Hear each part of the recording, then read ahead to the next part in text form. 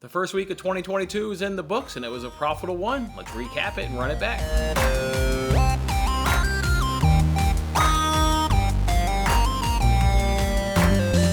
Hey, what's going on, everybody? It's Jason Mattis with Winning Bets. We're on the Monday edition here of Winning Bets, and I'm giving you guys free sports picks every single day.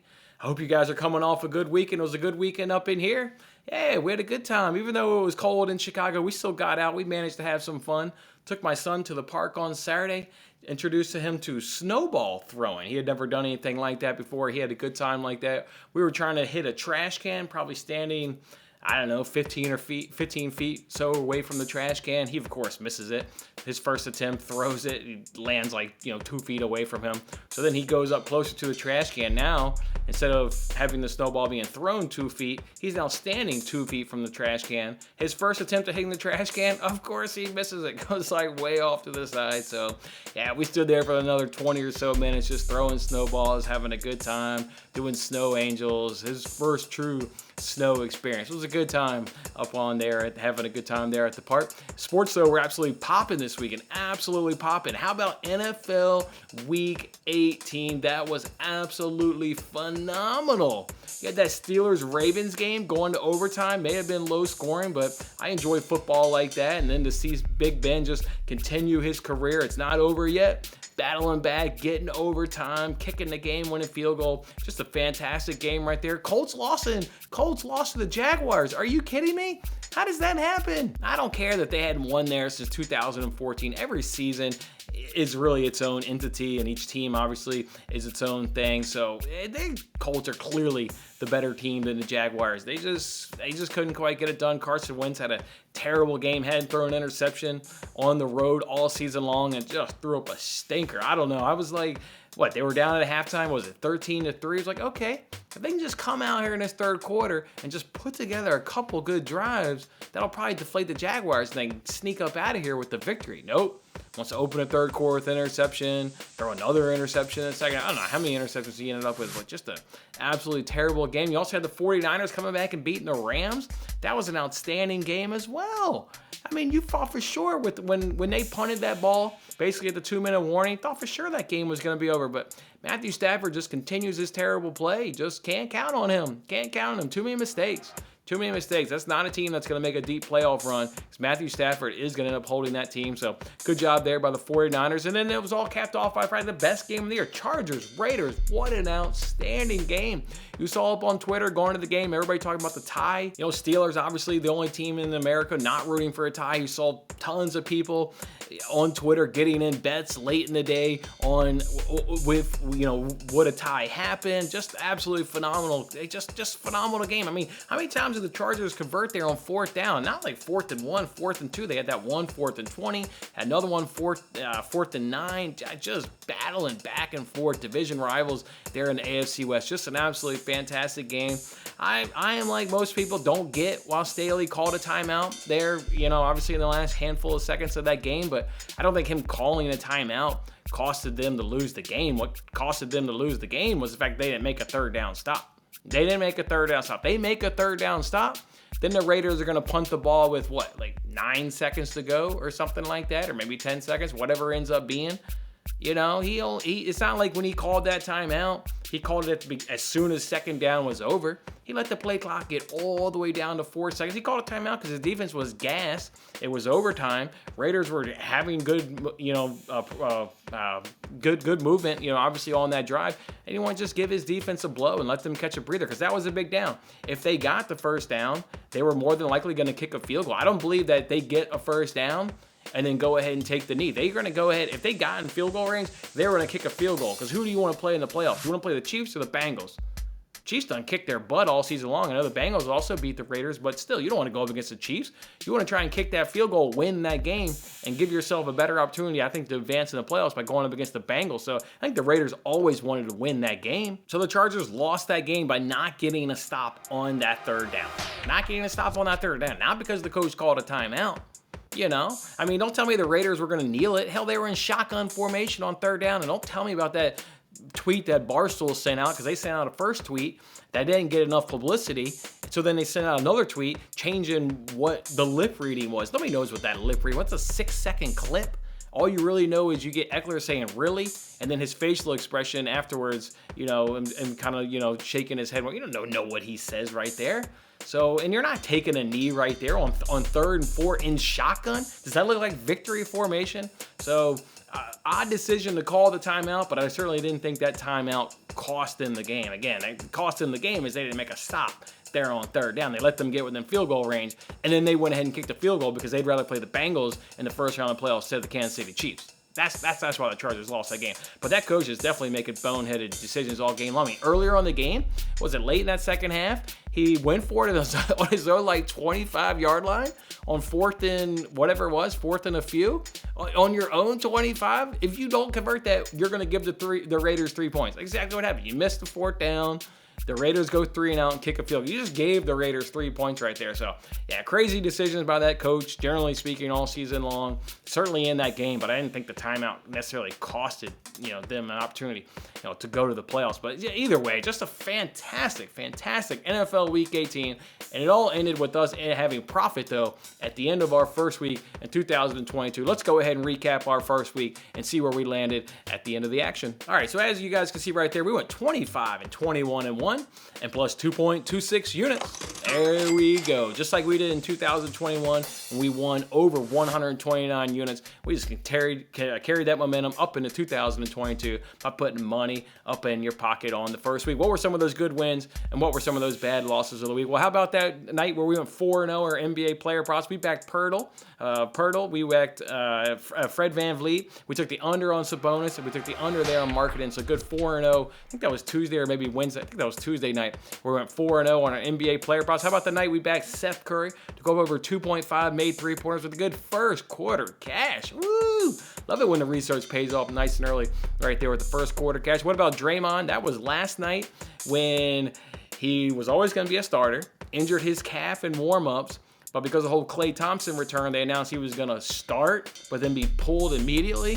I jumped on PointsBet, and a lot of you other people jumped on your sportsbook. I got in 2 quick bets. I got under his point total and under his point rebounds and assist total. Can't believe the sportsbooks. Can't believe I was faster than the sports. That feels like a good win right there, right? I mean, sometimes we have losing days and we get our ass kicked and the sportsbooks win. That felt good. Because you saw the tweet about, him being a starter, but then being pulled immediately, and I was able to go to the sports books and get in 2 bets before they were able to pull that wager. That was a nice win right there. What about our both teams of scoring up over 2.5? We got 2 wins this past week. What about the Empoli-Lazio cash into 14 minutes?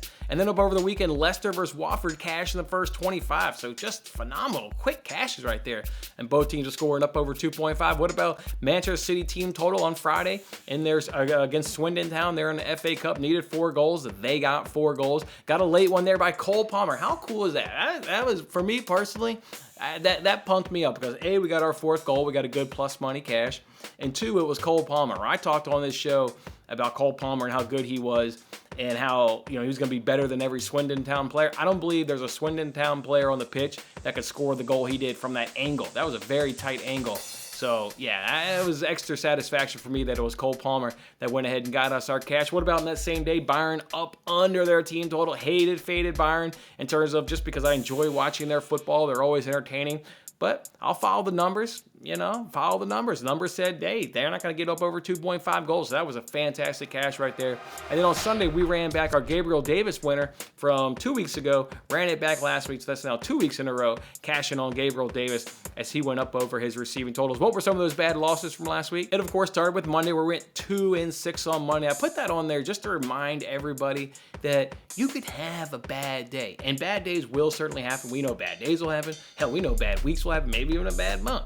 But you can have a bad day. 2-6. I think we were down, 4.41 units at the end of Monday night?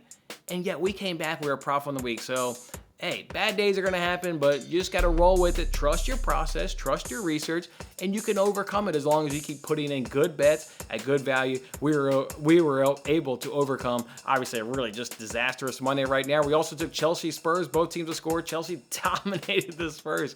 Spurs had 0 shots in the first half. Not 0 shots on target, 0 shots on altogether. 0 shots. Woo! Chelsea absolutely dominated Spurs right there, so both teams have scored and come up. Valencia team total up over 3.5 cards on Saturday. Valencia got away with murder. They ended the game with 3 cards. They should have had 1 card in the first half. They should have had 2 more cards. They were just committing murder on Real Madrid players. And that ref was not card happy. And that was our boy Hernandez. What was he doing? Come on, man. You can't let Valencia get away with that. That was a shocker that we lost that. Based on the fouls that they were committing, the kind of fouls, didn't believe we went ahead and lost that one. And then in basketball, we lost Hayward and Bay. And we lost it because of a blowout. Blowouts happen. It's the worst part about basketball, and it's the worst part about betting player props in basketball is blowouts. It can really obviously kill an over there when you're betting NBA player props, and we lost Hayward at Bay because of that. And what about Mobley on Friday night to be the first basket scorer? Oh, God, just saying that brings up pain. You guys hurt too right now? Oh. He took a shot. He just didn't make it. He took a shot within the paint, within 7 feet of the basket. He took a shot and just missed it. God, that would have been over 12 units. 12 units if Mobley would have made that first basket. Oh, that one still hurts. And then I had to throw in there, even though it was a free roll there with our soccer and NFL parlay. You guys remember on Friday's show, I gave you guys a free roll based from my refer a friend thingy right there, that free bet. The 2 soccer legs hit. They were easy hits right there. And then on Sunday, we just needed the Colts, the Titans, and the Bills to win. And the Colts couldn't get it done. Colts couldn't get it done. Come on, Colts. Gotta beat the Jaguars. Winning, you're in. That's the performance you throw up. Disappointing right there. But overall, great, fantastic week. 25 and 22 and 1, and plus 2.26 units. Go ahead and hit that like button, guys. If you were part of any of those wins last week, go ahead and hit that like button and let me know I helped you put some money up in your pocket. All right, as for today's bets, it could be a slow day for me. I'm obviously not going to bet this college football game. Everybody knows I don't do college football. I'm not going to just bet the last game of the year because it's the national championship game and it's generally speaking going to be the best thing on TV and maybe really the only thing on TV worth watching. But it's not something I do, so yeah, not going to bet that. We may only have a couple bets, or if the NBA numbers, cooperate in terms of the sports books, meshing with my research, then maybe we'll have a good number of bets. But it all comes down to this NBA first quarters and what those numbers come in at. But I do have a couple bets, obviously, for this show. So let's go ahead and jump into it. Let's go ahead and start with soccer first. Let's go ahead and look at La Liga. We got Espanyol going up against Elche. I'm going to go ahead and do 2 bets from this game. I'm going to go ahead and do under 5.5 total cards at minus 150 up over at DraftKings. FanDuel has this at minus 230. So to get this at minus 150 over at DraftKings, that's a phenomenal steal right there. Let's also do both teams to score at minus 104 up over at FanDuel. Let's go ahead and talk about the cards first. Espanyol, they average 2.1 cards per game. Elche, they average 2.6 cards per game, so under 5.5 right there. And then the ref for this game, Manzano, he is giving out the 3rd least amount of cards in La Liga so far this season. His games only average 3.9 cards per game. There were 4 cards earlier on this season in the reverse fixture, so I'll go ahead and take under 5.5 cards. That just comes in at my threshold at minus 150 up over at DraftKings. Let's go ahead and look at now the both teams to score portion of this, which comes in at minus 104. Look, this bet is cashed in the last 6 head-to-heads. It cashed in the reverse fixture in October, as that one was a 2-2 score. Both teams to score is cashed in the last 5 of the Espanyol games, and Elche has scored in their last 4 road games, and 6 of their last 7 road games. So both teams have scored. This may not be all that popular of a pick. These teams aren't scoring a ton of goals on the season, but I think there's enough stats to go ahead and back it up. This could be a light day for me in terms of betting if the NBA numbers don't quite match, in terms of the sportsbooks numbers don't really match my numbers. So I'll go ahead and take a chance that both teams have scored at almost even money at minus 104. I'll go ahead and roll with that. So again, 2 bets from this game. Let's do under 5.5 total cards at minus 150 and do both teams to score at minus 104. The other soccer game that's today is Manchester United versus Aston Villa. I am likely to not bet it. I mean, that is one team in Manchester United that is just, it burns my cash when I go ahead and tell them to have a good performance. They want to go ahead and throw up a stinker. When I go ahead and fade them, when the numbers say that they're going to do bad or they're in a really bad rut, so I go ahead and fade them, they want to go ahead and throw up a good performance. So not only maybe do I get burned by them a lot, but also look at them right now. Their performances are really, really terrible. So I don't know. FA Cup, they should have the better youngsters. There should be squad rotation by both United and Villa, and United should have the better younger players. just look for me on Twitter on that one. We'll see if I go ahead and pull a trigger on Manchester United versus Villa. So it's at Winning Bets Pod. It's at Winning Bets Pod. All right, let's go ahead now and talk some NBA. Let me pause real quick, see if we got any NBA first quarter numbers, and I'll come back with you guys. All right, no NBA first quarter numbers. So won't be able to give you anything. Let me tell you what I'm looking for. I'm looking for this Jazz Pistons game to possibly go under, or do the Jazz against the spread if it comes in 3-ish, maybe 4-ish. But I probably won't be taking 2 bets from that game because that is really risky when you try and do the over-under and against the spread all within the same game. But so I like the under in Jazz Pistons, and obviously Jazz to cover some number against the spread. Jazz are way better than the Pistons right there, so look to go ahead and do that. Also like to do the Spurs against the spread, depending on what the number are. The Spurs are much better there in the first quarter. They've got a plus point differential of almost 2 points. Knicks are negative minus 1.5, and in the last 10, they're relatively even though. Spurs are plus 0.9, Knicks are plus 0.2 in their last 10, so have to see what the number comes in, but I lean that I like the Spurs there in the first quarter.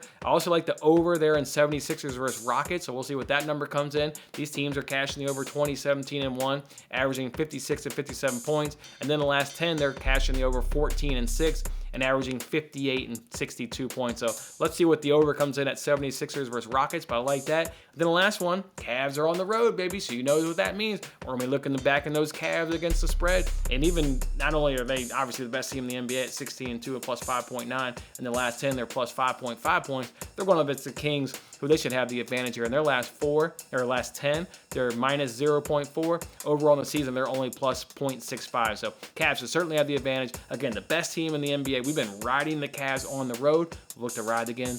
We'll look to ride the Cavs again tonight on the road. So those are my first quarter NBA leans. Wish I could give you those bets. Whatever I bet, I will jump on YouTube and make a post of whichever ones I go ahead and pull the trigger on. So you can look for those a little bit later on Twitter or on YouTube up on my community tab, or obviously look for me on Twitter when I go ahead and make those bets official on Twitter. Let's go ahead and get in one NBA player prop for tonight, and there could certainly be more, but the sportsbooks haven't populated all the player props for tonight's games, but what they have populated so far, I do go ahead and like one. Let's go ahead and look at this Jazz versus Pistons game. I like Bojan Bogdanovic over 2.5 made 3-pointers at minus 115 up over at DraftKings. The Pistons are 27th in the NBA at defending that 3-pointer in terms of field goal percentage allowed. Pistons versus the small forward, they allow 54.5 field goal percentage, and they allow 3.4 made 3-pointers per game. Both of those rank in the bottom 10 in the NBA, and those are the last 30 numbers. If you look at what they're doing the last 2 weeks, they've only gotten worse. They now allow 57.5 field goal percentage, and they allow 3.9 made 3-pointers. This guy, Bogdanovic, he shoots 41.7% from the 3-pointers on 2.7 made and on 6.5 attempts. So we'll go ahead and fade a team that just can't defend the 3-pointers. And not only can they not defend the 3-pointers, they also struggle to defend the small forward position. So go ahead and take Bogdanovic over 2.5 made 3-pointers at minus 115 up over DraftKings. And hopefully we can add some more NBA player props to that once the numbers come out a little bit later on today. We'll see if we can add some more. All right, that's going to do it for today. Make sure you just follow me on Twitter. We're going to go ahead and hopefully be able to lock in some NBA first quarter bets. And also a little bit later on today, you guys remember way back in August, I gave you guys 5 NFL future bets. We now know how those bets have resulted and whether I've made money or whether maybe I've lost some money. Look for me a little bit later on YouTube today. I'm going to go ahead and drop a video where I reveal my results from those 5 future bets and give you guys my wins or loss from those future bets. All right, guys, go ahead and enjoy your Monday. Hit that like button if you're going to go ahead and tail me on these bets, and I'm going to help you put more money up in your pocket just like we did last week. All right, we'll see you back here tomorrow. Thanks for watching till the end. I'm Jason Mattis. Any love you can show by giving me a like, a subscription, or a comment, or even just share this video is very much appreciated. And don't forget to turn on your notifications to increase your chances of locking in the same odds as I talked about today, and check out my other great videos in these corners.